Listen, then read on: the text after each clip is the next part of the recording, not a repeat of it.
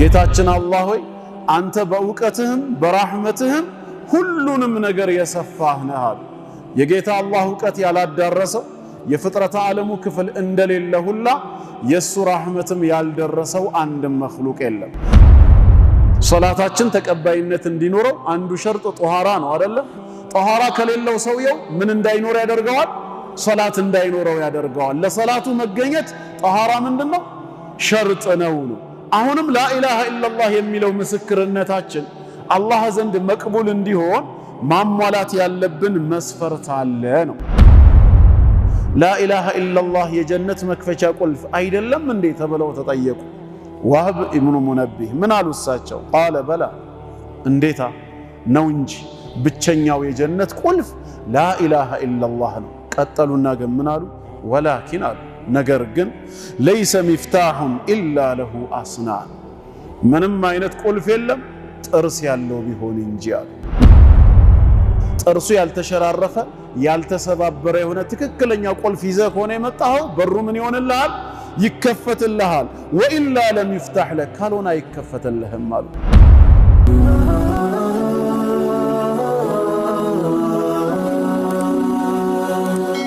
ሰብስክራይብ በማድረግ ቤተሰብ ይሁኑ። አዑዙ ቢላሂ ሚነ ሸይጣኒ ረጂም ቢስሚላሂ ረሕማኒ ረሒም አልሐምዱሊላሂ ረቢል ዓለሚን አሰላቱ ወሰላሙ ዓላ ረሱሊላሂ ሰለላሁ ዐለይሂ ወአሊሂ ወሰለም።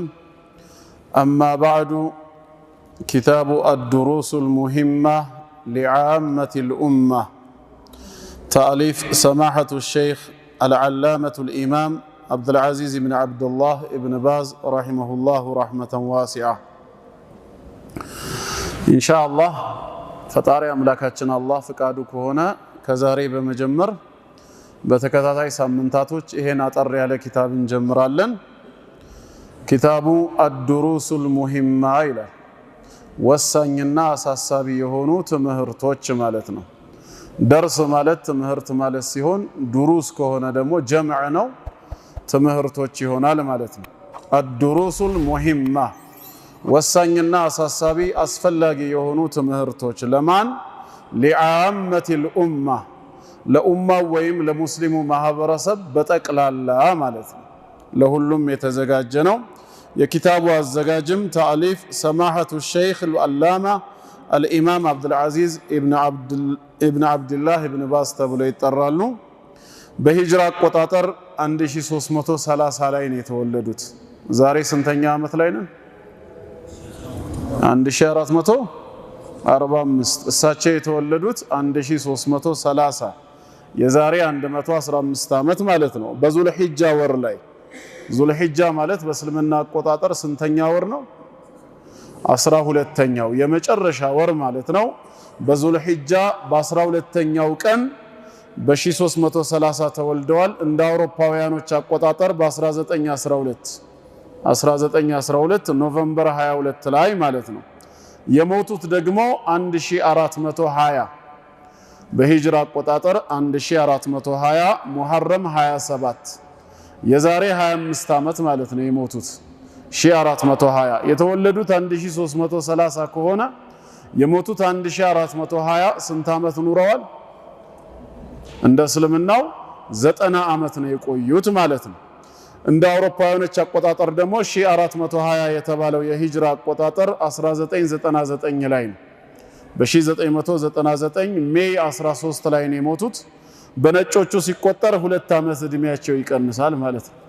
1912 ተወልደው 1999 ከሞቱ በመካከላቸው ስንት አለ? 87 ዓመት አለ። እንደ እስልምናው ስንት ነበር? 90። ለምን ሆነ? ለምን ሆነ? እስላማዊ አቆጣጠር ከሌሎቹ አቆጣጠር የሚለይበትን ታውቃላችሁ። እኛ ሉናር ነው አቆጣጠራችን፣ በጨረቃ ነው። እነሱ ደግሞ በፀሐይ ነው የሚቆጥሩት። በወር ደግሞ ጨረቃ 29ም ሊሆን ይችላል፣ 30 ብቻ አይደለም። ስለዚህ በአንድ ዓመት ውስጥ 6 29ኞች ቢኖሩ ከ12 ወራት 6 ቀን ይቀንሳል ማለት ነው። እነሱ ደግሞ ሌላ 5 ወይም 6 የሚደርሱ 31ዎች አሏቸው። ያን 5 ተጨማሪውን እዚህኛው 6 ላይ ስንደምረው 11 ቀን ይሆናል ማለት ነው። በአንድ ዓመት ውስጥ የ11 ቀን ለውጥ አለ። ያንን 11 እሳቸው ኖሩ በተባለው በ87 ዓመት ስንመታው ሌላ ትርፍ 3 ዓመት ይመጣልናል ማለት ነው። ስለዚህ እንደ እስልምናው 90 ዓመት እንደ ነጮቹ 80 ዓመት ነው 87 ዓመት ኖረዋል ማለት ነው። የተወለዱትም ያው ሪያድ በምትባለው ከተማ ላይ ነው። እድሜያቸው ገና 10 ዓመት ከመሙላቱ በፊት ነው ዲንን በደንብ መማር በሰፊው መማር የጀመሩት። አይናቸው 16 ዓመቱ አካባቢ ላይ ሲደርስ ህመም ገጠማቸው። ያ የአይን ማየቱ ህመም እየደከመ መጣና መጨረሻ ላይ እድሜያቸው 20 ሲደርስ ሙሉ በሙሉ ጠፋ። እስከ 20 ዓመት ያዩ ይመለከቱ ነበር ማለት ነው። በ20ኛው ዓመታቸው ላይ ግን መቋቋም አልተቻለም። ሙሉ በሙሉ አይናቸው ማየት አቃተው። ስለዚህ ጉዳይ ተጠይቀው ምን አሉ እሳቸው? አልሐምዱሊላህ ዐላ ዛሊካ፣ ይሄንን ለወሰነ ጌታ ምስጋና ይገባው። ወአስአሉላህ ጀለ ወዐላ አን ዩዐውዘኒ ዐንሁ ቢልበሲረቲ ፊዱንያ፣ ይልቁኑ በዛ ምትክ አላህ በዚህ ምድር ላይ አይነ ልቦናን የሚመለከትን የሚያስተውልን ልብ አላህ እንዲወፍቀኝ እለምነዋለሁ። ወልጀዛኡል ሐሰን ፊል አኺራ፣ ሰብር ካረኩኝ ደግሞ በአኺራ መልካም የሆነውን ጀዛ ይሰጠኛል ብዬ ተስፋ አረጋለሁ ነው። አላህም ሐዲሱል ቁርሲይ ላይ ኢዘ ብተለይቱ ዐብዲ ቢሐቢበተይሂ ፈሰበረ ለም አርዲ ለሁ ኢለል ጀና እንዳለው፣ አንድ ባሪያዬን በሁለት እሱ ዘንድ ተወዳጅ በሆኑት ነገሮች በአይን ፈተኛው ሰብር ካደረገ ከጀነት ውጭ ሌላ አልወድለትም እንዳለው ማለት ነው። እናም በ20 ዓመታቸው ነው ይህንን እይታን ማየት ያቆሙት ማለት ነው። ለዚህ ኡማ ከ41 በላይ ኪታቦችን አዘጋጅተዋል። ያው ከዛ ውስጥ እንግዲህ አንዷ ብለን ዛሬ አላህ ከፈቀደ የምንጀምረው ይሆናል ማለት ነው። ኢንሻአላህ ሰዓት አንፈጅም፣ ቀጥታ ኪታቡን ያዙና ወደ ኪታቡ እንገባለን ማለት ነው። ቢስሚላሂር ረህማኒር ረሂም፣ በአላህ ስም እጅግ በጣም ሩህሩህ እጅግ በጣም አዛኝ በሆነው። የማንኛውም ሙስሊም ጸሐፊ ኪታቡን በሚጀምርበት ሰዓት በአላህ ስም በመባረክ የሱን እገዛ በመፈለግ መጀመሩ የታወቀና የተለመደ ጉዳይ ነው። ይሄም ቁርአንን በመከተል የነቢያችን አለይሂ ሰላቱ ወሰላም ንግግርንም ተግባራዊ በማድረግ ነው። በቅዱስ ቁርአን ውስጥ ካሉ 114 ሱራዎች 113ቱ ሱራዎች ሲጀምሩ ቢስሚላሂር ረህማኒር ረሂም በማለት ይጀምራሉ። ረሱል አለይሂ ሰላቱ ወሰላምም እንደዚሁ ለተለያዩ ነገስታት እስላምን እንዲቀበሉ ደብዳቤን ሲያጽፉ ቢስሚላሂር ረህማኒር ረሂም ሚን ሙሐመድን ረሱሉላህ ሰለላሁ ዐለይሂ ወሰለም በማለት ያጽፉ ነበር ማለት ነው። እንደዚሁም በአንድ ንግግራቸው ኩሉ አምሪን ዚባሊን ላ ዩብደኡ ቢሐምድላህ ፈሁወ አብተር፣ ግምት የሚሰጠው ቁም ነገር የሆነን ነገር በጠቅላላ በአላህ ስም እሱን በማመስገን ካልተጀመረ በረካው የተቋረጠ ነው ይላሉ። ስለዚህ ሙስሊም እያንዳንዱን መልካም ተግባሩን በጌታው ስም በመታገዝ ስለሚጀምር ቢስሚላህ እንላለን። በአላህ ስም በመታገዝ እጀምራለሁ እንደማለት ነው። ስራም ከሆነ የምንሰራውን ስራ፣ ንባብም ከሆነ ንባቤን እቀጥላለሁ፣ ምግብ መብላትም ከሆነ በሱ ስም በመታገዝና በመባረክ ይሄን ምግብ እበላለሁ እንደማለት ነው። አላህ ማለት ማን ነው? አርራህማኒር ረሂም፣ እጅግ በጣም ሩህሩህና አዛኝ የሆነ ጌታ ነው። አላህ አርራህማን ነው። እዝነቱ ለፍጥረተ ዓለሙ በጠቅላላ የሰፋ ያመነውንም የካደውንም ኸልቁን በጠቅላላ ያካበበ የሆነ የራህመት ባህሪ ያለው ጌታ ስለሆነ አርራህማን ተብሎ ይጠራል። መላእክቶች ጌታችን አላህን ሲማጸኑት በዚህ ምድር ላይ ላሉ ሙስሊሞች ኃጢአታቸውን ይቅርታ እንዲያደርግላቸው ሲለምኑት ቀድመው ምን ብለው ነው የወሰፉት አላህን? ረበና ወሲዕተ ኩለ ሸይኢን ረሕመተን ወዒልማ፣ ጌታችን አላህ ሆይ አንተ በእውቀትህም በራህመትህም ሁሉንም ነገር የሰፋህ ነህ አሉ። የጌታ አላህ እውቀት ያላዳረሰው የፍጥረተ ዓለሙ ክፍል እንደሌለ ሁላ የሱ ራህመትም ያልደረሰው አንድም መኽሉቅ የለም። አላህ በራህመቱ ፍጥረተ ዓለሙን በጠቅላላ ማለት ነው ያካበበ ጌታ ስለሆነ አርራህማን ተብሎ ይጠራል። እንዲሁም አርረሂም ይባላል፣ እጅግ በጣም አዛኝ። በተለይ ይሄ አርረሂምነቱ ነገ የውሙል ቂያማ በጭንቁ ቀን ላይ በዱንያ ላይ እሱም ብቻ ላመለኩት ለሙስሊም ባሪያዎቹ ይቅርታውን የሚገልጽበት ምህረቱን የሚያሳይበት መሆኑን የሚያሳይ ነው። በቁርአን ክፍል ላይ እንደተናገረው ወካነ ቢልሙእሚኒና ረሂማ፣ አላህ በምእመናን ላይ አዛኝ ነው ይላል። መቼ? ነገ የውሙል ቂያማ። አማ ፊ ዱንያ ዛሬ በዱንያ ግን ለሙስሊሙም ለካፊሩም ለኸልቁ ሁሉ ረሕመቱን የሚገልጽ ጌታ በመሆኑ አላህ አርረሕማን ነው አርረሒምም ነው። በዚህ ጌታ ስም በመታገዝ እጀምራለሁ እንደማለት ነው። አልሙቀዲማ ይላሉ ሸይኹ ለኪታባቸው መግቢያ መንደርደሪያ እንዲሆናቸው ማለት ነው። አልሐምዱሊላህ አሉ በስሙ ከጀመሩ በኋላ ምስጋና የተባለ በጠቅላላ ለአላህ የተገባው ነው አሉ። ቢያንስ ጌታ አላህ ለሁለት ነገር የሚመሰገን አምላክ ነው። አንደኛ ለሙሉእ ባህሪያቶች ሊከማሊ ሲፋቲሂ አላህ በባህሪያቱ ሙሉእ የሆነ ጌታ ስለሆነ ምንም ጉድለት እንከን ስለሌለበት ስለ ሙሉእ ባህሪያቱ ብቻ የሚመሰገን አምላክ ነው። በማየቱም በመስማቱም በሁሉ ነገሩ የተሟላ ስለሆነ ማለት ነው። ሁለተኛ ደግሞ በባሮቹ ላይ ተቆጥሮ የማያልቅ የሆነ ጸጋን በመስጠቱ ምክንያት አላህ ይመሰገናል።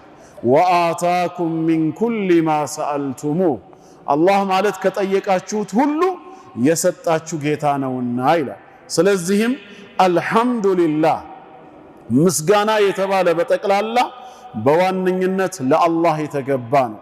አላህ ማለት ማን ነው ከተባለ ረቢል ዓለሚን የዓለማት ጌታ የሆነው ነው። አላህ የዓለማት ረብ ሙረቢ ማለት ነው፣ ተንከባካቢ በኒዕማው በጸጋው የሚያሳድግ የሆነ ነው። አላህ የሚለው ዋና የተጸውኦ ስሙ ነው። ሌሎች 99ኙን ስሞቹን የሚወክል ሁሉ በግሉ የሚጠራበት የተጸውኦ ስሙ አላህ ተብሎ ይጠራል ማለት ነው። ይሄ አላህ የሚለው ስም እጅግ በጣም አስደናቂ የሆነ ምስጢራዊ ስም ነው፣ መለኮታዊ ስም ነው። ከአስደናቂነቱና ከምስጢራዊነቱ መካከል አንዱን እንመልከት ቢባል በዚህ ስም ላይ ፊደል በተቆረጠ ቁጥር አንድ ፊደል ሲጎድል የቀረው አላህነቱን ከመጠቆም የማይወገድ መሆኑ ነው። ያንን በተግባር ማየት ይቻላል። አላህ የሚለው መለኮታዊ ስም ከአራት ፊደላት ነው የተዋቀረው። መጀመሪያ ላይ አሊፍ አለ፣ ከዛ በኋላ ሁለት ላሞች አሉ፣ ቀጥሎ ሃ አለ ማለት ነው። ከነዚህ አራት ፊደላት የተዋቀረ ነው። የመጀመሪያውን አሊፍ ብንቆርጠው ብንተወው የቀረው ማን ይሆናል? ማን ይሆናል? ሊላህ የሚል ይሆናል። አሊፉ ሲወጣ ወሊላሂ ማ ፊ ሰማዋት ወማ ፊል አርድ እያለ በብዙ የቁርአን አንቀጽ አላህነቱን የሚጠቁም እናገኛለን። የመጀመሪያውን አሊፍና ቀጣዩን ላም ደግሞ ስንቆርጠው ምን ይቀራል? ለሁ የምን አላህ ለሁ። ምክንያቱም አሊፍ ሁለት ላምና ሃ ብለናል። አሊፉንና ላሙን ስንቆርጠው የቀረው ለሁ ወለሁ ማ ሰከነ ፊል ለይሊ ወነሃር ወለሁ መን ፊ ሰማዋት ወመን ፊል አርድ በማለት ለርሱ ብቻ ነው በሌሊትም በቀንም የረጋው በሰማያት በምድር ያለው ለርሱ ነው በማለት አሁንም ለሁ የሚለው አላህነቱን ይጠቁማል ማለት ነው። ሶስት ፊደል ደግሞ ስንቆርጥስ የመጀመሪያውን አሊፍና ሁለቱን ላሞች ስናስቀር ማን ይቀራል? ሃኢቷ ሁ የሚለው ይቀራል። አልዋው ዒወደ ዐን ዶም በዶም ምትክ ነው የምትገባው። ሁ የሚለውስ አላህነቱን እንዴት ይጠቁማል? ወዒንደሁ መፋቲሑል ገይቢ ላ ያዕለሙሃ ኢላ ሁ ከሱ በስተቀር ማንም አያውቅም እያለ ተመልከቱ። እንግዲህ እያንዳንዱን ባጎደልነው ቁጥር የቀረው አላህነቱን ከመጠቆም አልተወገደም። ሐታ ከመሃል እሺ ዝም ብለን እንቁረጥ ብንልስ ከሁለቱ ላሞች አንዱን ላም ብናስቀራት የቀረው ምን ይሆናል? አሊፍ ላምና ሃ ኢላህ የሚል ይሆናል። ወኢላሁኩም ኢላሁ ዋሂድ አምላካችሁ አላህ አንድ አምላክ ብቻ ነው ይላል። ይሄ መለኮታዊ ስም ነው።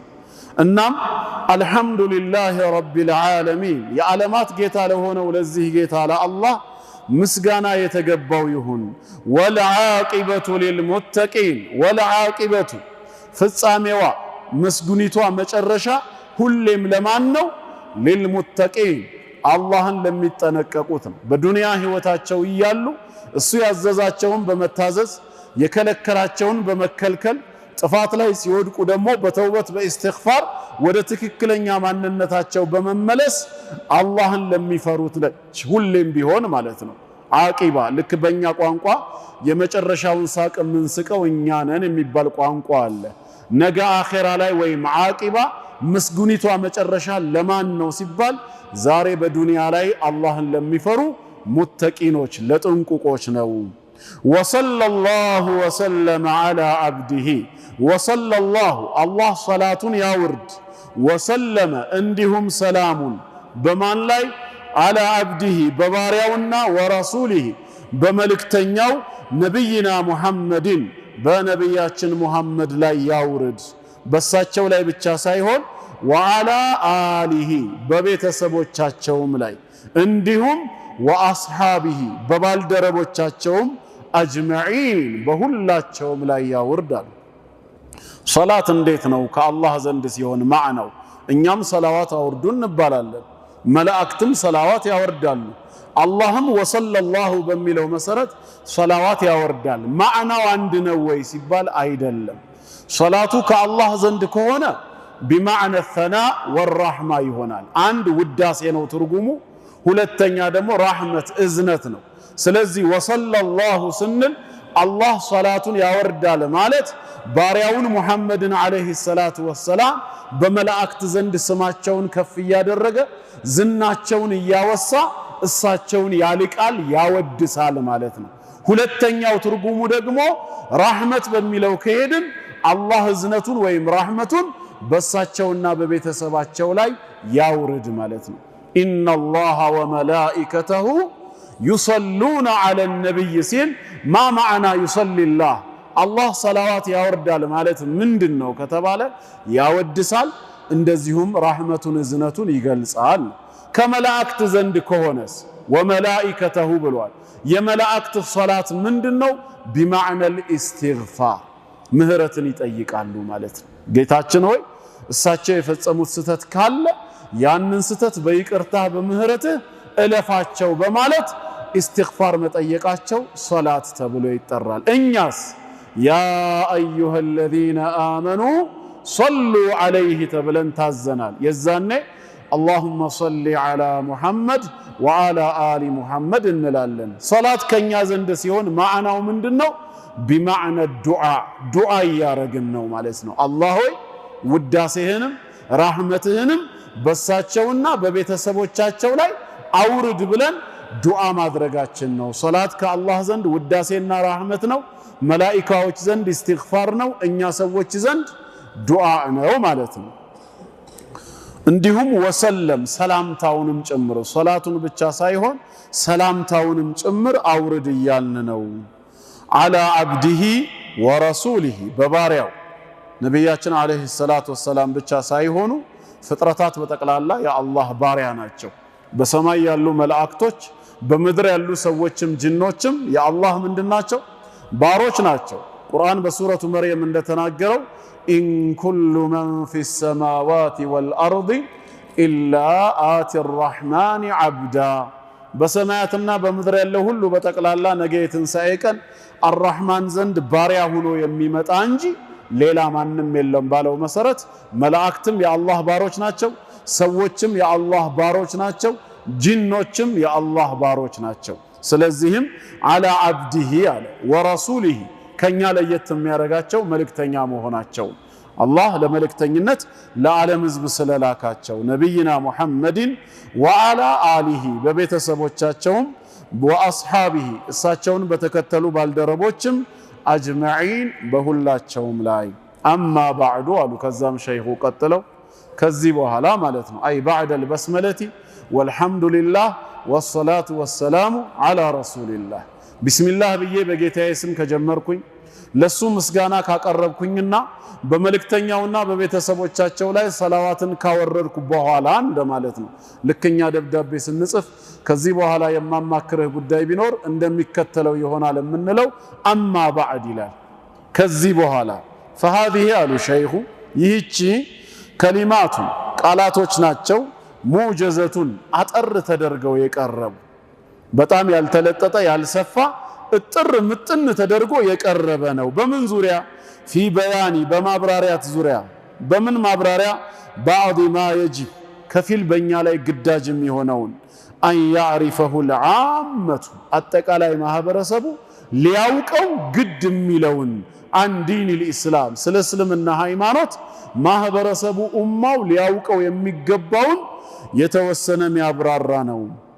ወሰመይቱሃ ስሙንም የዚህ የመጽሐፉን ሽፋን ሰይሜዋለሁ الدروس المهمة لعامة الأمة ወሳኝና አስፈላጊ ትምህርት ለአጠቃላይ ሙስሊሙ ማህበረሰብ በማለት ወአስአሉላህ አላህንም እማጸናዋለሁ አን የንፈዐ ቢሃ በዚች ኪታብ ሰበብ እንዲጠቅምልኝ አልሙስሊሚን ሙስሊሞችን ያነበቡትንም የሰሙትንም ወአን የተቀበለሃ ሚኒ ከኔም ስራዬን በኢኽላስ እንዲቀበለኝ ለምነዋለሁ ኢነሁ ጀዋዱን አላህ ለጋስ ነው ከሪሙን ቸርም ጌታ ነው ይላል አላህ ይቀበላቸው እኛንም ተጠቃሚ ያደርገን በሰማነውም ባነበብነውም ይሄ እንግዲህ መግቢያ ነው ከዛ ቀጥታ ወደ ትምህርቱ ገቡ አደርሱል አወል የመጀመሪያው ትምህርት አርካኑል ኢስላም የኢስላም ማዕዘናት ማዕዘን ማለት የአንድ ቤት ዋናው ክፍል ነው በዚህ በዙሪያ በኩል ያለው ማለት ነው ማዕዘኑ ከሌለ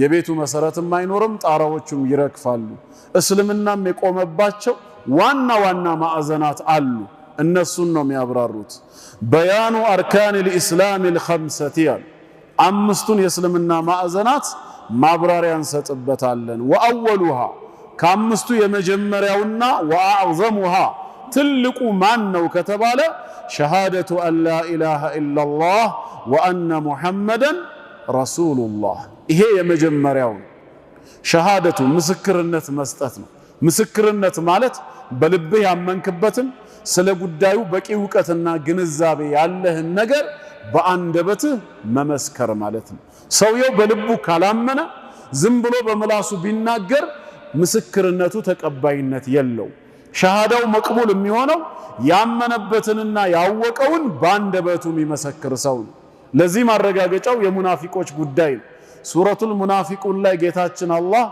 ኢዛ ጃአከል ሙናፊቁን መናፍቃን ወደ አንተ በመጡ ጊዜ ቃሉ ነሽሀዱ ኢነከ ለረሱሉላህ እርሶ እኮ የአላህ መልእክተኛ መሆኑትን እንመሰክራለን አሉ ግን ጌታችን ምን ብሎ ምላሽ ሰጠ ወላሁ ያዕለሙ ኢነከ ለረሱሉህ አንተ የኔ መልእክተኛ መሆንህን እኔ አላህ አውቃለሁ ወላሁ የሽሀዱ ኢነል ሙናፊቂነ ለካዚቡን መናፍቃኖች ዋሾች እንደሆኑ አላህ ይመሰክራል አለ ምኑ ነው ውሸታቸው እሳቸው ዘንድ ሲመጡ ያሉት ምንድነው ነሽሀዱ ኢነከ ለረሱሉላህ እርሶ የአላህ መልእክተኛ መሆኑትን እንመሰክራለን ነው አይደለም እንዴ እዚህ ንግግር ውስጥ ውሸት አለ እንዴ አለ የለም እሳቸው የአላህ መልእክተኛ ናቸው ብሎ መመስከር የእውነት ምስክር እንጂ የውሸት አይደለም ጌታችን ግን ለምንድነው እነሱ ውሸታሞች እንደሆኑ እመሰክራለሁ ያለው ይሄ የተናገሩት ምላሳቸው ላይ ብቻ ያለ ነው ልባቸው ውስጥ ዘልቆ ያልገባ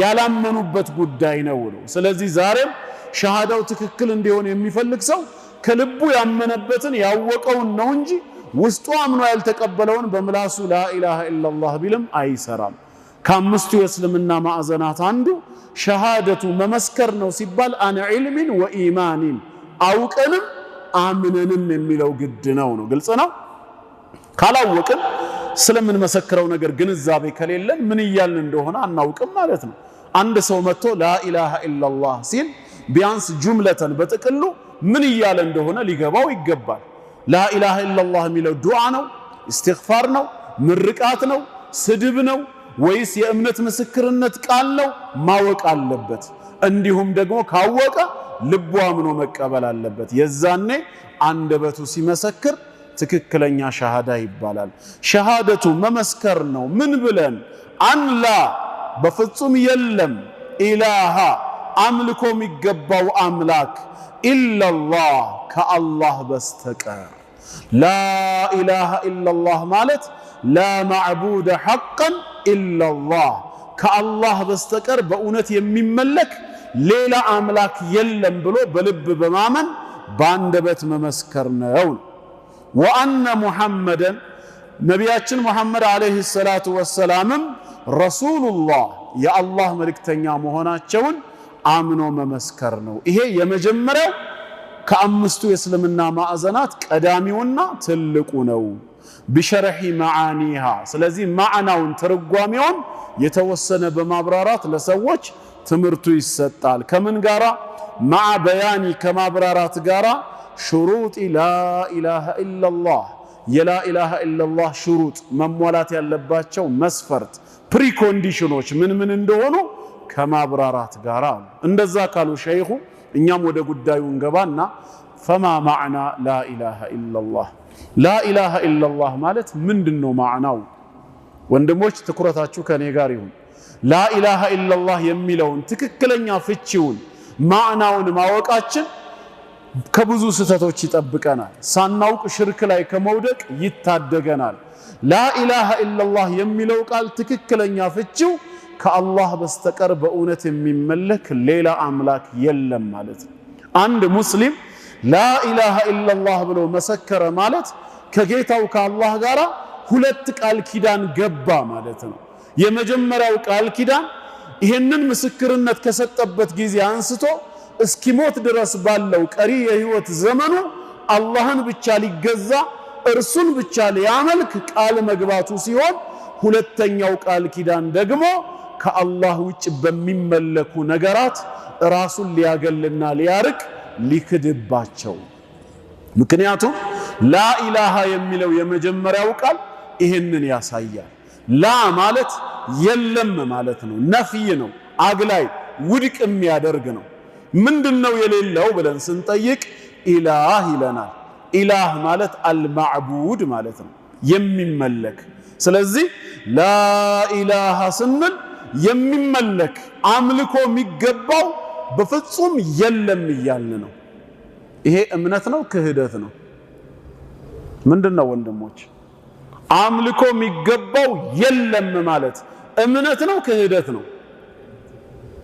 ተናገሩ። ኩፍር ነው፣ ክህደት ነው። እያመነ አይደለማ ሰውየው እየካደ ነው። ላ ኢላሃ አምልኮ የሚገባው የለም ካለ ማንንም አላመልክም አልገዛም እያለ ነው። ክህደትን አወጀ። ሲዘጋው ደግሞ ኢላላህ አለ። ኢላ ሲቀር ደግሞ አለ። ኢስቲስናእ መጥቷል እዚህ ጋር፣ ወይም ኢስባት የሚባለው ማን ሲቀር? አላህ ብቻ ሲቀር አለ። እሱ የሚመለክ አምላክ ነው፣ ከሱ በስተቀር ግን ሌላ የሚመለክ የለም ነው። ስለዚህ ኢላላህ አላህ ብቻ ሲቀር ካለ ይሄ እምነት ነው ክህደት ነው? እምነት ነው። በአላህ አምላክነት አምኗል፣ እሱን ሊያመልከው ቃል ገብቷል ነው። ስለዚህ ሁለቱን አንድ ላይ ስንወስዳቸው ላ ኢላሃ ኢላላህ ሲባል ሙስሊም ክህደትንም እምነትንም እየገለጸ ነው። ክህደቱ በማን ነው ሲባል ከአላህ ውጭ በሚመለኩ ነገራት ነው። እምነቱስ በማን ነው ሲባል ደግሞ በዓለማቱ ጌታ በአንዱ አምላክ በአላህ ነው። ስለዚህ በላ ኢላሃ ኢላላህ ውስጥ ስንት ማዕዘን አለ ማለት ነው? ሁለት ማዕዘን አለ። ነፍይና ኢስባት የሚባለው። ነፍይ ማለት ውድቅ ማድረግ ማግለል ሲሆን፣ ኢስባት ማለት ደግሞ ማጽደቅ ዕውቅና መስጠት ማለት ነው። ምኑን ነው ውድቅ የምናረገው ምኑን ነው የምናገለው ስንል ላ ኢላሃ ስንል ነው። አምልኮ የሚገባው የለም ስንል ነው። እምናጸድቀውና ዕውቅና የምንሰጠው ደግሞ ኢላላህ ብለን ስንናገር ነው፣ ከአላህ በስተቀር። ስለዚህ ጌታችን አምላካችን አላህ ብቻውን ሊመለክ የሚገባው ጌታ ነው። አምልኮን ለሱ ዕውቅና እንሰጣለን። ከአላህ ውጭ በሚመለኩ ነገሮች ደግሞ ክደናል፣ ራሳችንን አግልለናል። ምክንያቱም በዚህ ዓለም ላይ ያለ ሰው ወደ 8 ቢሊዮን የሚጠጋ ሰው ሁሉም አንድ አላህን ብቻ ነው እንደሚያመልከው አይደለም። ዒሳን የሚያመልኩ አሉ፣ ሙታንን የሚያመልኩ አሉ፣ ጉዑዛን ፍጥረታትን ዛፍን ድንጋይ የሚያመልኩ አሉ፣ መላእክትን ነቢያትን ደጋግ የአላህ ባሪያዎችን የሚያመልኩ አሉ። እኛ ግን ሙስሊም ነን ስንል ላ ኢላሃ ስንል እነዚህን ሁሉ አምልኮ እየተቃወምን ነው። ዒሳን በሚያመልኩ ዛፍን ነብይን መላእክን በሚያመልኩ ድንጋይን በሚያመልኩ ቀብርን ጂኒን በሚያመልኩ ሁሉ እየተቃወምናቸው ነው። ምን ብለን? ላ ኢላሃ አይ ላ ማዕቡደ ሐቀን በእውነት አምልኮ የሚገባው ማንም የለም ስንል ሰዎች ያሉበትን አምልኮ ሁሉ እየናድነው ነው፣ እያፈረስነው ነው። ኢላላህ አላህ ብቻ ሲቀር ደግሞ ሲል አላህን በብቸኝነት ለሚያመልኩት ዕውቅና እየሰጠን ነው፣ እያረጋገጠን ነው። ስለዚህ በላ ኢላሃ ኢላላህ ውስጥ ምን አለ? ሁለት ማዕዘን አለ። ኩፍሩን ወኢማን፣ ክህደትም አለ እምነትም አለ። ይሄ ፍልስፍና ሳይሆን የራሱ የቁርአን ግልጽ ቋንቋ ነው። ከየት የተገኘ ነው ከተባለ ከጌታ አላህ ቃል መውሰድ ይቻላል።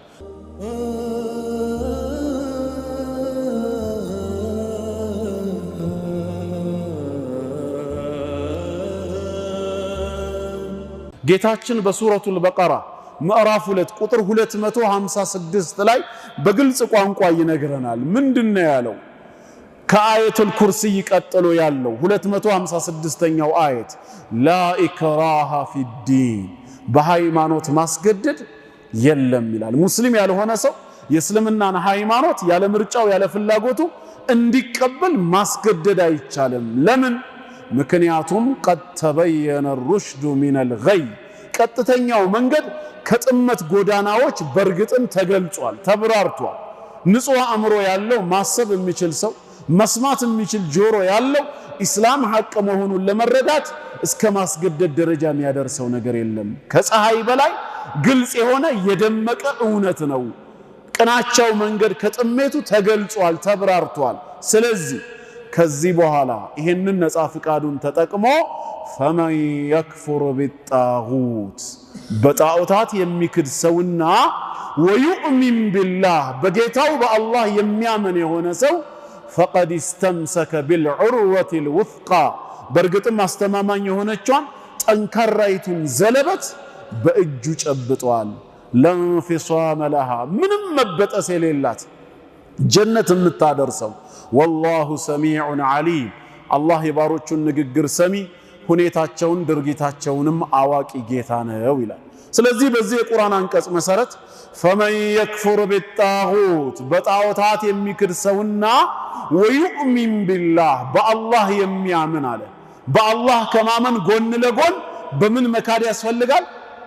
በጣዖታት መካድ ያስፈልጋል። ጣዖት ሲባል የግድ ቻይና ሀገር ላይ ወይ ህንድ ሀገር ላይ እንዳለው ከድንጋይ ከላስቲክ ወይ ከእንጨት የሚሰራ ብቻ አይደለም። ጣዖት ማለት ኩሉ ማ ዑቢደ ሚን ዱንላህ፣ ከአላህ ውጪ የተመለከ ነገር በጠቅላላ የጣዖት አምልኮ ይባላል።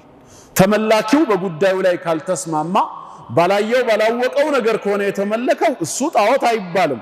ተግባሩ ግን አምላኪው ጣዖት አምላኪ ተብሎ ነው የሚጠራው። ስለዚህ ሙስሊም በአላህ አምናለሁ ሲል ከዛ ጎን ለጎን ከአላህ ውጪ በሚመለኩ ነገራት ምን አርጋለሁ እያለ ነው? ክጃለሁ እያለ ነው። ላኢላሃ ኢላላህ ማለት ይሄ ነው። ይሄ ብቻ አይደለም የቁርአኑ አንቀጽ፣ ሌላ ተጨማሪ ማስረጃ መስጠት ይቻላል። አባታችን ኢብራሂም አለይሂ ሰላም ከተከታዮቹ ጋር ሆኖ ለህዝቦቹ ምን ብሎ ነው የተናገራቸው? እንደውም ጌታችን አላህ ያን ንግግሩን ሲጠቅስልን ከንግግሩ በፊት ምንድነው ያለው?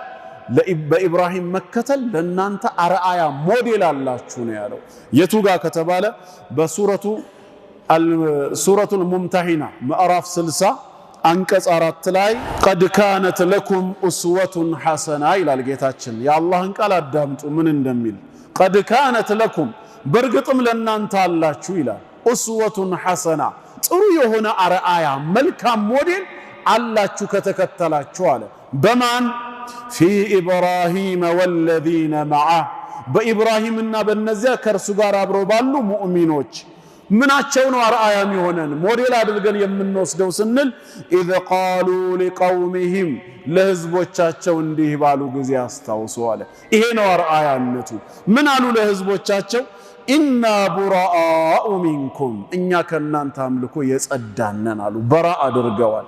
እናንተ ከምታመልኩት ከአምልኳችሁ የጸዳነን ከእናንተ ብቻ ሳይሆን ወሚማ ተዕቡዱነ ሚን ዱንላህ፣ ከአላህ ሌላ ከምትገዟቸው ከምታመልኳቸው ጣዖታትም የጸዳነን፣ አናመልካቸውም እነዛን ጣዖታት።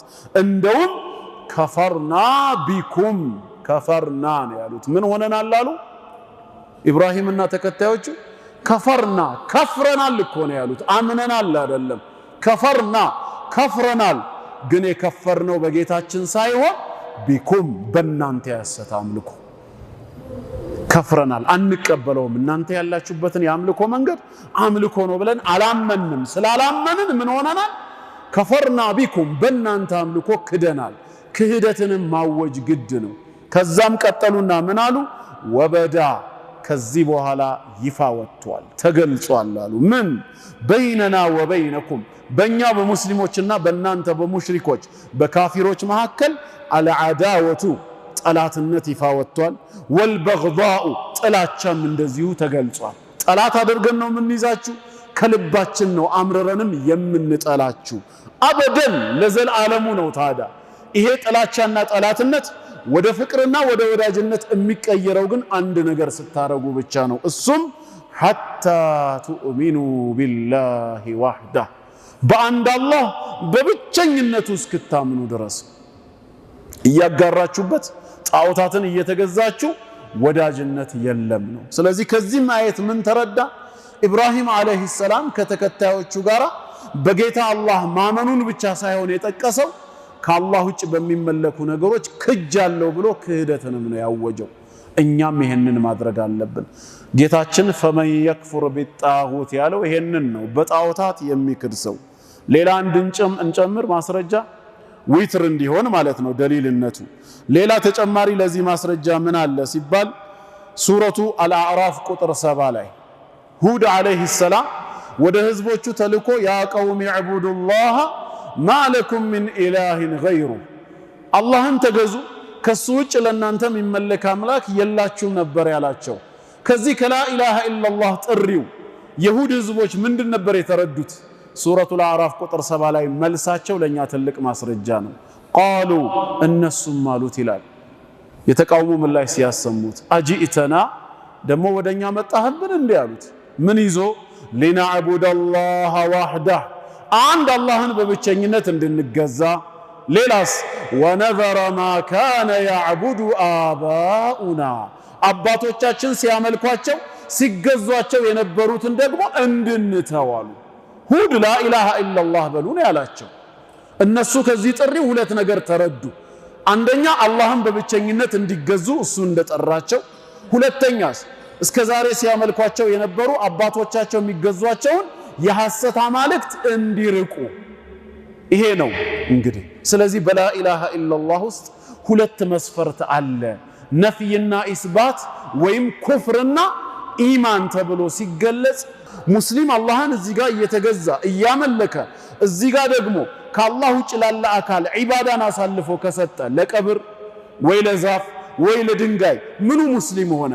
ሙሽሪክ ነው የሚባለው ይሄ።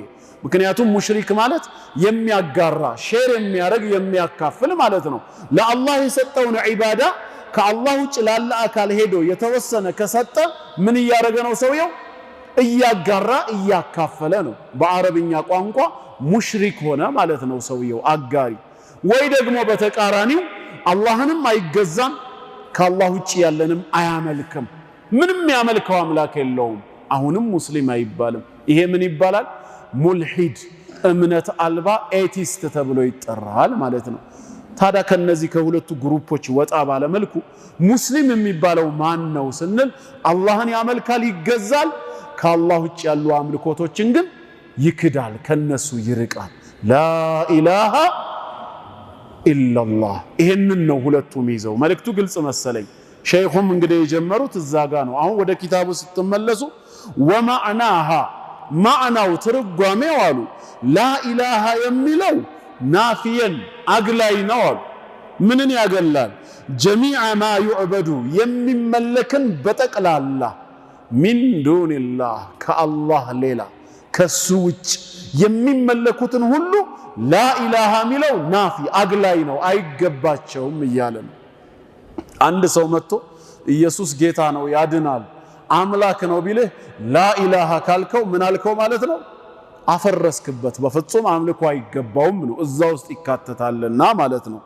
ኢላላህ የሚለው ደግሞ ሙስቢተን አጽዳቂ ነው፣ እውቅና ሰጪ ነው። ምንም አልዒባደተ ሊላህ አምልኮን በጠቅላላ ለአንድ አላህ እውቅና ይሰጣል። ዋህደሁ ለብቻው የተገባው መሆኑን ይገልጻል። ላ ሸሪከ ለሁ ለርሱ ምንም ተጋሪ በሌለው መልኩ ማለት ነው። ይሄ የላኢላሃ ኢላላህ ማዕና ነው ማለት ነው። ትርጓሜ ግልጽ ነው ወንድሞች። ስለዚህ ላኢላሃ ኢላላህ ማለት ከአላህ በስተቀር በእውነት የሚመለክ አምላክ የለም ማለት ነው። ሰው ይሄን ትክክለኛ ትርጉም ማወቅ መቻል አለበት። ምን ቀረ ታዲያ እሺ ትርጉሙን ካወቅን ሲባል ወአማ ሹሩጡ ላኢላሃ ኢላላህ የላኢላሃ ኢላላህ መስፈርቶችማ አሉ ሸይኹ መስፈርቶች ፈህየ እነሱ ቀጥለው የሚጠቀሱ ናቸው።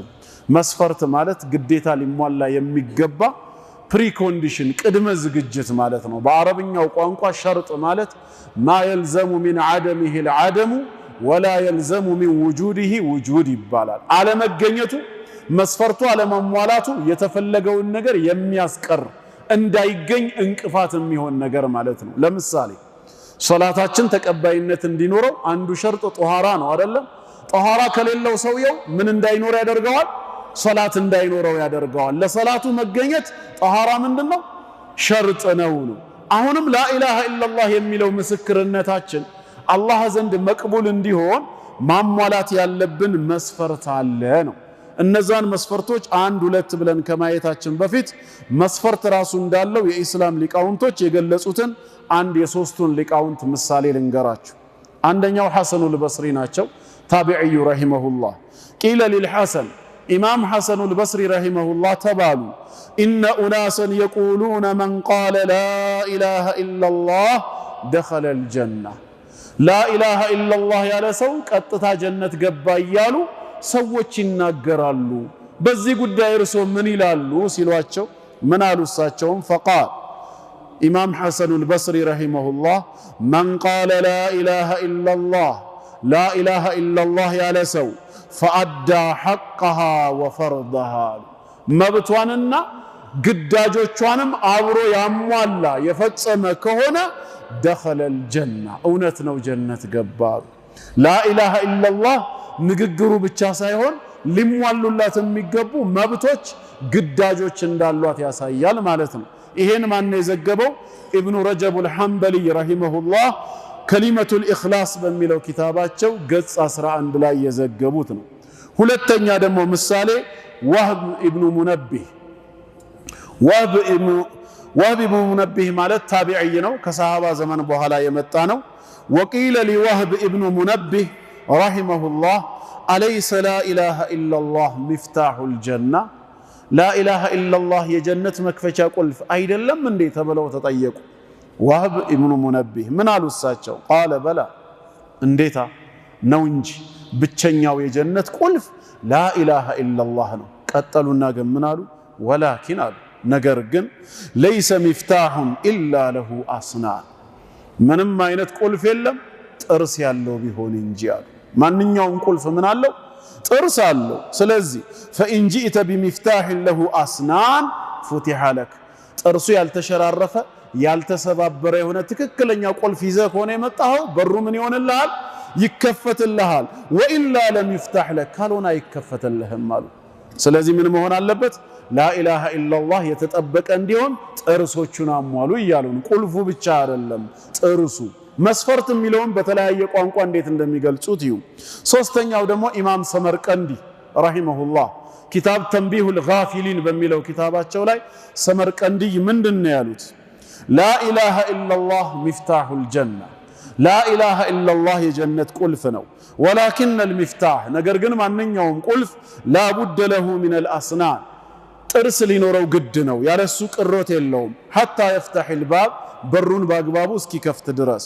ስለዚህ ምንድነው የላኢላሃ ኢላላህ ጥርሱ ብለን ስንጠይቅ ወሚን አስናኒህ አሉ ራሳቸው ሸይኹ፣ ከላኢላሃ ኢላላህ ቁልፎች መካከል ሊሳኑን ዛኪር፣ አላህን የሚዘክር አንደበት መኖር አለበት። ጣሂሩን ሚነ ዙኑቢ ወልጊባ፣ ከወንጀሎችና ከሐሜት የጸዳ የሆነ። ወቀልቡን ኻሺዕ፣ አላህን የሚፈራ ልብ መኖር አለበት። ጣሂሩን ሚነል ሐሰዲ ወልኺያና፣ ከምቀኝነትና ከሽንገላ ከማታለል የጸዳ የሆነ። ወበጥኑን ጣሂር፣ ንጹህ የሆነ ሆድ ያስፈልገዋል። ጣሂሩን ሚነል ሐራሚ ወሹብሃ፣ ከተከለከለ ውግዝ ከሆነ ሐራም ነገርና ማመሳሰል ካለበት ከሹብሃ የጸዳ የሆነ። ወጀዋሪሑን መሽጉለቱን ቢልኺድማ፣ እንደዚሁ አላህን በመኻደም ትእዛዙን በመፈጸም ቢዚ የሆነ ሰውነት ያስፈልጋል። ጣሂረቱን አኒል መዓሲ፣ ከወንጀል የጸዳ አሉ።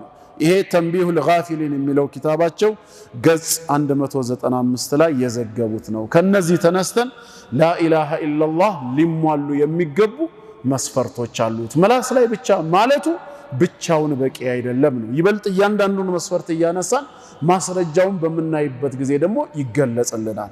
ወአማ ሹሩጡ ላኢላሃ ኢላላህ፣ በላኢላሃ ኢላላህ ውስጥ ሊካተቱ ሊሟሉ የሚገባቸው መስፈርቶችማ ፈሂየ፣ እነሱ ያው ቀጥለው ይቀርባሉ ነው። አንደኛው መስፈርት አልዕልሙ አልሙናፊ ሊልጀህል አልዕልሙ ቢማዕናሃ ማለት የላ ኢላሃ ኢለላህን ማዕና ትርጓሜውን ቢያንስ ጥቅላዊ በሆነ መልኩ ማወቅ አለብን። ሰዎች ላ ኢላሃ ኢለላህ ስላሉ ብቻ ሰምተን ላ ኢላሃ ኢለላህ ብለን ምንደጋግመው አይደለም። ቢያንስ አልዕልሙ ቢማዕናሃ ማዕናውን ማወቅ ያስፈልጋል። አልሙናፊ ሊልጀህል መሃይምነትን ሊያገል በሚችል መልኩ ማለት ነው። አላውቅም የሚለውን ነገር ሊያጠፋ በሚችል መልኩ ማዕናውን ማወቅ አንዱ መስፈርት ነው። ለዚህ ምንድነው ማስረጃው? የላ ኢላሃ ኢለላህን ማዕና ማወቁ ምንድነው መስፈርት ለመሆኑ ማስረጃው ቢባል ሱረቱ ሙሐመድ ቁጥር 19 ላይ ጌታችን የተናገረው አለ። በረሱላችን አለይሂ ሰላቱ ወሰላም ስም በተሰየመው ሱራ 47ኛ ሱራ አንቀጽ 19 ላይ ፈዕለም አነሁ ላ ኢላሃ ኢለላህ እነሆ ከአላህ በስተቀር በእውነት የሚመለክ አምላክ አለመኖሩን እወቅ ነው ያለው። እመን ወይ መስክር አይደለም። ፈዕለም እወቅ ስላለ ላ ኢላሃ ኢለላህን ማወቅ መረዳት ያስፈልገናል። ሐዲስ ላይም ነቢያችን አለይሂ ሰላቱ ወሰላም ሰሒህ ሙስሊም ላይ ከአነስ ረዲየላሁ ዐንሁ እንደተላለፈው ምን አሉ እሳቸው? መን ማተ ወሁወ ያዕለሙ አን ላ ኢላሃ ኢለላህ ደኸለል ጀና ከአላህ በስተቀር በእውነት የሚመለክ አምላክ አለመኖሩን አውቆ በዚሁ እምነቱ ጸንቶ የሞተ ሰው ጀነት ገባሉ። ስለዚህ ማወቅ አንድ መስፈርት ነው። ላ ኢላሃ ኢለላህን በምንዘክርበት ጊዜ ላ ኢላሃ ኢለላህን እንደ ዚክር ስንጫወት ማዕናው ምን እንደሆነ ልናውቅ ሊገባን ይገባል ነው። ግልጽ ነው ወንድሞች? ይሄ አንደኛው መስፈርት ነው ማለት ነው ባጭሩ። ሁለተኛው መስፈርት እሺ ማዕናውን ሰውየው አወቀ፣ ላ ኢላሃ ኢለላህ ማለት ምን ማለት እንደሆነ ተረዳ። ምን ይቀረዋል ሲባል ሁለተኛ ወልየቂን በላ ኢላሃ ኢለላህ እምነት ፍጹም እርግጠኛ መሆን አለበት። ጥርጣሬ ካለበት ውስጡ ከተቀላቀለ ላ ኢላሃ ኢለላህን ማዕናውን ስላወቀ ብቻ ተቀባይነት አይኖረውም። ፍጹም እርግጠኛ መሆን አለበት። አልሙናፊ ሊሸክ ጥርጥርን መጠራጠር የሚባለውን ነገር ሊያገል በሚችል መልኩ በልቦናው ላይ ምንም ጥርጣሬ እስከማይቀር ድረስ ከአላህ በስተቀር በእውነት የሚመለክ አምላክ አለመኖሩን ፍጹም እርግጠኛ ነኝ ብሎ መመስከር እስኪችል ድረስ የቂን ያስፈልጋል። ካልሆነ ሰውየው በእምነቱ የሚጠራጠር አንዴ ነው ወይ አይደለም ብሎ የሚዋልል ከሆነ እምነቱ ተቀባይነት የለውም። የቂንም ራሱን የቻለ አንድ መስፈርት ነው። የእውነተኛ ሙእሚኖች ባህሪ ሁሌም በእምነታቸው እርግጠኛ መሆን ነው። ለምሳሌ ሱረቱል በቀራ ቁጥር 4 ላይ አላህ የሙተቂኖችን ባህሪ ሲገልጽ ወለዚነ ዩእሚኑነ ቢማ ኡንዚለ ኢለይክ ወማ ኡንዚለ ሚን ቀብሊክ ወቢልአኺረቲ ሁም ዩቂኑን ያለው ወደ አንተ በተወረደው በቁርአን የሚያምኑ ካንተ በፊት በተወረዱት በቀደምት መለኮታዊ መጽሐፍትም የሚያምኑ ናቸው፣ በመጨረሻው ቀን በአኺራም እርግጠኛ የሆኑ ናቸው ይላል። እምነት ተቀባይነት የሚኖረው ባለቤቱ ባመነው ነገር የቂን እርግጠኝነት ሲኖረው ነው ማለት ነው።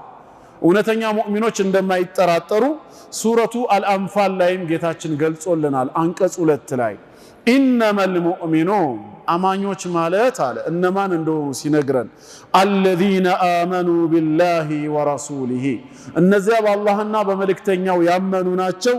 ثم لم يرتابوا ከዚያም በዚህ እምነታቸው ያልተጠራጠሩ አለ። እርግጠኝነት ግድ ነው ማለት ነው። ወደ ሐዲስም ስንመጣ ይሄን መስፈርት የሚደግፍ እናገኛለን። የቱን መስፈርት? የቂን የሚባለውን ነገር አቢ ሁረይራ ረዲየላሁ ዐንሁ ባስተላለፈው ሐዲስ ረሱላችን ሰለላሁ ዐለይሂ ወሰለም ምን አሉ? መለቂት አሉት ያገኘኸውን ሰው የሽሀዱ አን ላ ኢላሃ ኢለላህ ላ ኢላሃ ኢለላህ ብሎ ሲመሰክር ያገኘኸውን ሰው ግን ይህን ምስክርነት ሲሰጥ ሙስተይቂነን ቢሃ ቀልቡ ልቡ በሷ በምስክርነቱ እርግጠኛ ሆኖ ሲመሰክር ያገኘኸውን ሰው በሽርሁ ቢልጀና ይሄ ሰው የጀነት መሆኑን አበስረው አሉ ረሱላህ ሰለላሁ ዐለይሂ ወሰለም። አላህ የጀነት ያርገን፣ የቂንን አላህ ይስጠን። መጠራጠር እምነታችንም ስራችንም ተቀባይነት እንዳይኖረው ነው የሚዳርገው። እንደዚሁም ሌላ ተጨማሪ ማስረጃ አለ። በአንድ ክስተት ላይ ነቢያችን አለይሂ ሰላቱ ወሰላም ምን አሉ? በቦታው ላይ ተአምር ሙዕጂዛ ከተፈጸመ በኋላ በሳቸው ሰበብ ራሳቸው አሽሀዱ አን ላ ኢላሃ ኢላላህ ወአኒ ረሱሉላህ ከአላህ በስተቀር በእውነት የሚመለክ አምላክ አለመኖሩን እኔም የሱ መልእክተኛ መሆኔን እመሰክራለሁ። ላ የልቀ አላሁ ቢሂማ አብዱን አንድ የአላህ ባሪያ በእነዚህ ሁለት ምስክሮች በላ ኢላሃ ኢላላህ ሙሐመዱን ረሱሉላህ አላህን አይገናኝም አሉ። ገይረ ሻኪን ፊሂማ ምንም ያልተጠራጠረ ሆኖ በእነሱ አላህን አይገናኝም። ኢላ ደኸለል ጀነ ቀጥታ ጀነት የገባ ቢሆን እንጂ አሉ። ረዋሁ ሙስሊም። ስለዚህ አለመጠራጠር የቂን ለጀነት ብቁ የሚዳርግ ነው። ሁለተኛው ወልየቂኑ አልሙናፊ ሊሸክ ያሉት ትክክል ነው ማለት ነው። ግልጽ ነው። ሶስተኛሽ የላ ኢላሃ ኢላላህን ማዕና አወቀ ተረዳ። በላ ኢላሃ ኢላላህን የማንጠራጠር ፍጹም እርግጠኞች ሆነናል። ምን ቀረን መስፈርቱ ላይ ሲባል አልኢኽላስ ጥርት ማድረግ ለአንድ አላህ፣ አልሙናፊ ሊሽርክ ሽርክን ሊያገል በሚችል መልኩ። ምን ማለት ነው ሲባል ሰውየው ስለ ላ ኢላሃ ኢላላህ እያወቀ እንደዚሁም በልቡ እርግጠኛ እየሆነ ግን ላ ኢላሃ ኢላላህን የሚተገብረው በአንደበቱ የሚመሰክረው ለሪያእ ከሆነ ስለታይታ ሰዎች እንዲሰሙለት ከሆነስ ስራው ተበላሸ ማለት ነው። ስለዚህ የግድ ኢኽላስ መኖር አለበት። አንተኩነ ልዓመሉ ሊላህ ያ የተሰራው ስራ ለአላህ ብቻ መሆን አለበት። ላ ኢላሃ ኢላላህ ብለህ ስትመሰክር ወይ በተግባር አላህን ብቻ እያመለክ ስትኖር ዓላማና ግብህ አላህ ብቻ እንዲያይልህ እንዲሰማልህ መሆን አለበት። ሌሎች የላ ኢላሃ ኢላላህ ሰው መሆንህን እንዲያውቁልህ ብለህ የምትመሰክር ከሆነ እንዲያዩልህ ብለህ አጠገባቸው የምትተገብር ከሆነ ይሄ ምን ሆነ? ኢኽላሱ ተበላሸ ማለት ነው። የዛኔ ላ ኢላሃ ኢላላህ ውድቅ ይሆናል። ወይንም ደግሞ በተቃራኒው ኢኽላስ ሲባል እዚህ ጋር ላ ኢላሃ ኢላላህን ሊያፈርስ ከሚችል ከትልቁ ሽርክ ማግለል መቻል አለብህ። እዚህ ጋር ሽርክን እየሰራ እዚህ ጋር ደግሞ አላህን የምትገዛ ከሆነ ኢኽላስ የለህም። ያ ዒባዳው አላህን መገዛት ያለምንም ተጋሪ በኢኽላስ ለአላህ መሆን አለበት ነው። ስለዚህ ከትንሹም ከትልቁም ሽርክ ራስህን አግልል ነው። ኢኽላስ ራሱን የቻለ አንድ መስፈርት ነውና ለኢኽላስ ማስረጃ ሳለው ወይ ሲባል አው በቁርአንም በሐዲስም ብዙ ማስረጃ አለው። ሱረቱል በይና ቁጥር 5 ላይ ወማ ኡሚሩ ይላል ጌታችን። ሰዎች አልታዘዙም ይላል። ምን ቢሆን እንጂ ኢላ ሊያዕቡዱላህ አላህን ሊገዙ ቢሆን እንጂ አልታዘዙም። አላህን ሊገዙ ሲታዘዙ ደግሞ ከምን ጋር ነው የሚገዙት?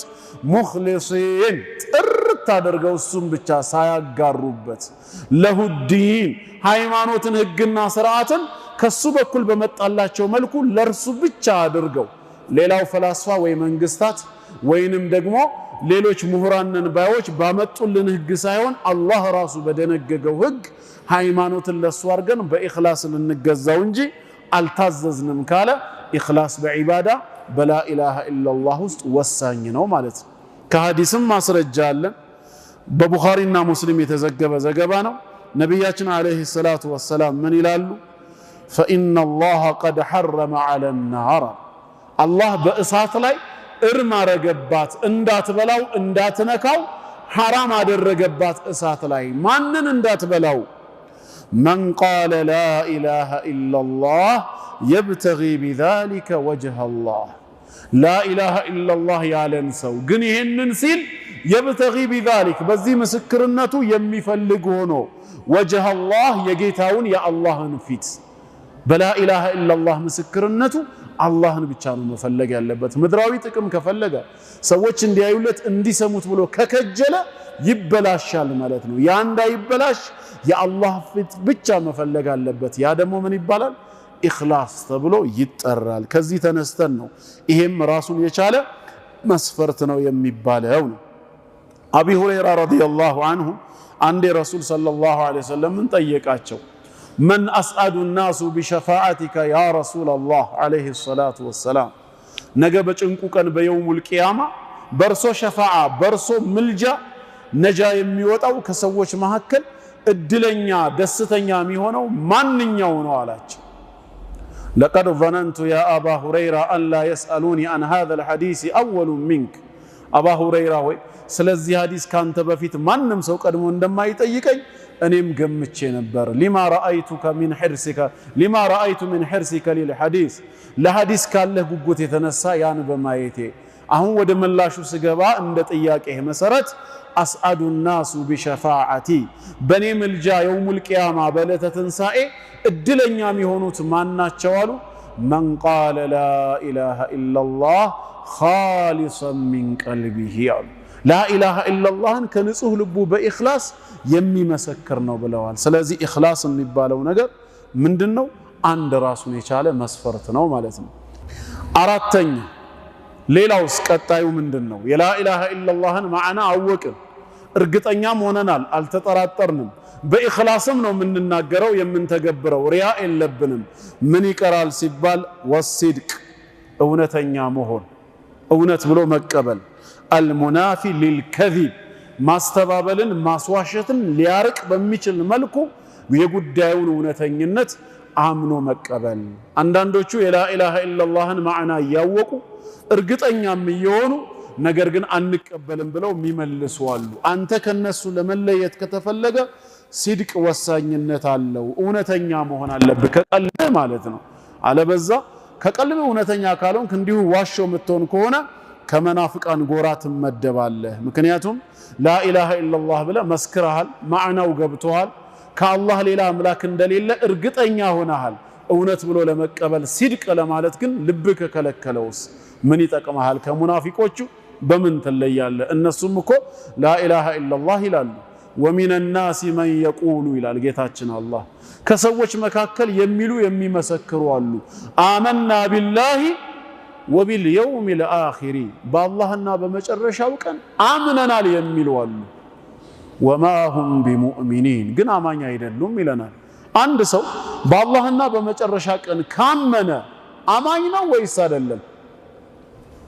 ምንድነው? አማኝ ነው አይደለም እንዴ? ከዚህ ሌላ ምን እምነት አለ?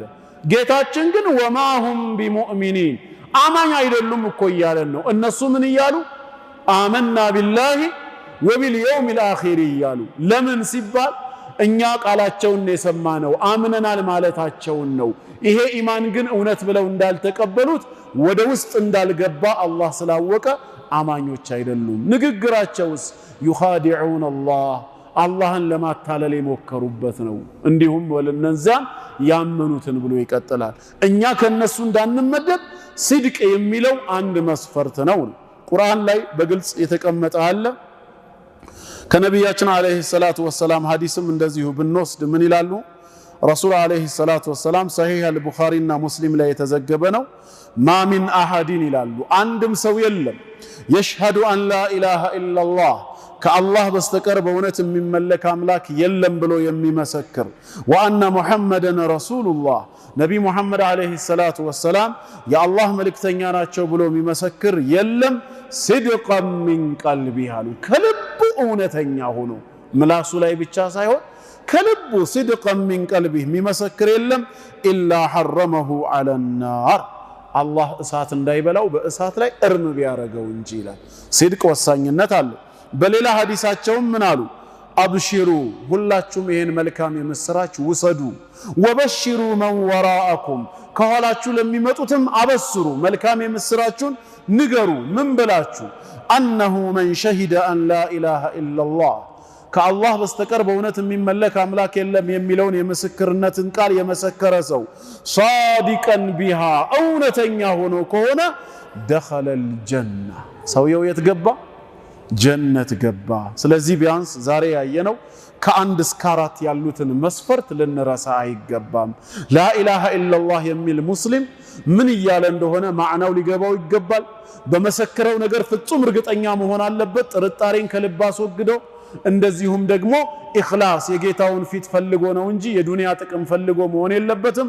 እንደገና እውነተኛ መሆን አለበት፣ ከልቡ ሊቀበል። ውሸተኛ ሆኖ ውስጡ ያልተቀበለውን መሆን የለበትም። ያ ከሆነ የምላስ ምስክርነት ብቻውን አይጠቅምም። ወላሁ ዓሊሙን ቢዛቲ ሱዱር አላህ በደረቶች ውስጥ የተደበቀውን የተሸሸገውን የሚያውቅ ጌታ ነው። አላህ የላኢላሃ ኢላላህን ትክክለኛ ማዕና ተረድተው የላኢላሃ ኢላላህን ሐቅ ተወጥተው አላህን በብቸኝነት አምልከው የመጨረሻ ንግግራቸው ላኢላሃ ኢላላህ ከሚሆኑ መልካም ባሮቹ ያድርገን። የላኢላሃ ኢላላህን ባንዲራ ከምድር በላይ ከፍ አድርገው የሚያውለበልቡ ሙጃሂዶችን አላህ ያስነሳልን። እኛም ለላኢላሃ ኢላላህ ኖረን ለላኢላሃ ኢላላህ የምንሞት አላህ ያድርገን። والسلام عليكم ورحمة الله وبركاته.